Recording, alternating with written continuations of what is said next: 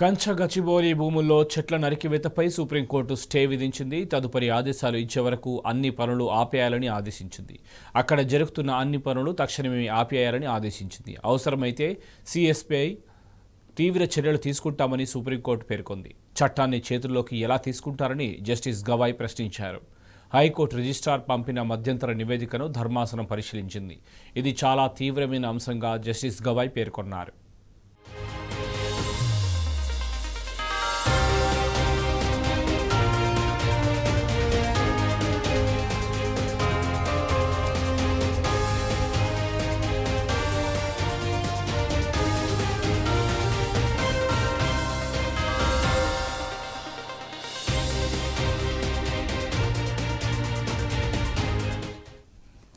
కంచ గచ్చి భూముల ఘటనపై తామే సుమోటోగా కేసు విచారణ చేపట్టినట్లు సుప్రీంకోర్టు ధర్మాసనం తెలిపింది. నిబంధనలను విస్మరించి గచ్చిబౌలి భూములను ప్రభుత్వం చదును చేసిందని సుప్రీంకోర్టు ధర్మాసనం అభిప్రాయపడింది.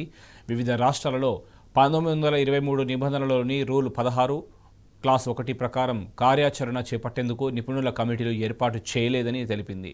మేము నెలలోగా కమిటీలను ఏర్పాటు చేయాలని ఆదేశాలిచ్చామని గుర్తు చేసింది. 6 నెలల్లోగా కమిటీ అధ్యయనం చేసి నివేదిక ఇవ్వాలని సూచించింది.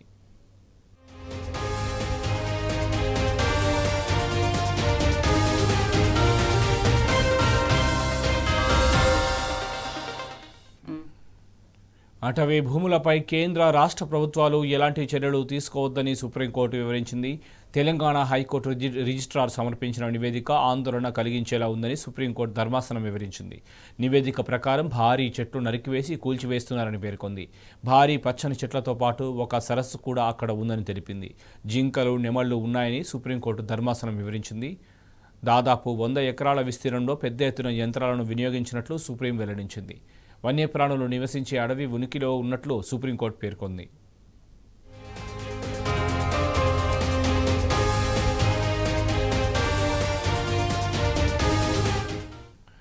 Consortium for education communications HCU భూములపై ఏప్రిల్ 16లోగా నివేదిక ఇవ్వాలని సుప్రీంకోర్టు ఆదేశించింది.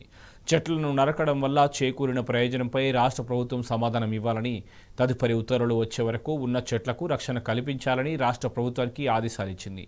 చెట్లను నరికివేయడానికి అనుమతి తీసుకున్నారా అంటూ జస్టిస్ గవాయ్ ప్రశ్నించారు.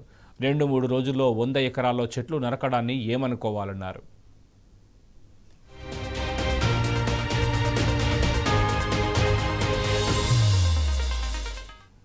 తెలంగాణ సిఎస్ 3 ప్రశ్నలకు సమాధానం ఇవ్వాలని సుప్రీంకోర్టు ధర్మాసనం వెల్లడించింది.